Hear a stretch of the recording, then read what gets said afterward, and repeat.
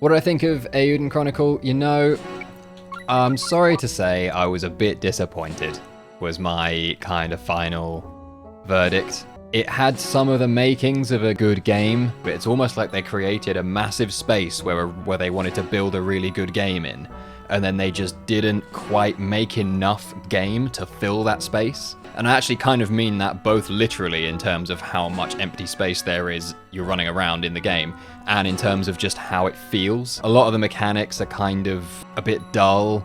The mini games are all shite except the card game, which was pretty good. The story was fine, but yeah, it brings me no joy to say it, and I don't wanna shit on it because it's obviously like the Suikoden fandom community is obviously the biggest kind of deal that we've had in years. Now we've got the remakes coming up, which is great, but yeah, we were all hyped for it and hoped it was going to be great, but sadly it just wasn't. I'm sure there were lots of mitigating factors. COVID happened right in the middle of the development. Towards the end of development, fucking Murayama died, which obviously, like, is a terrible shame and would have had an impact, you know, in his illness leading up to that, would have had an impact on development, I'm sure. Yeah, expectations were huge. All the town people look the same, just 10 of the same sprite running around. Yeah, that's true. And I mean, that's true in Suikoden as well, 1 and 2, but you don't expect as much of it in a game from that era. Like, Suikoden 2 in particular, and 3 and 5, I would say, are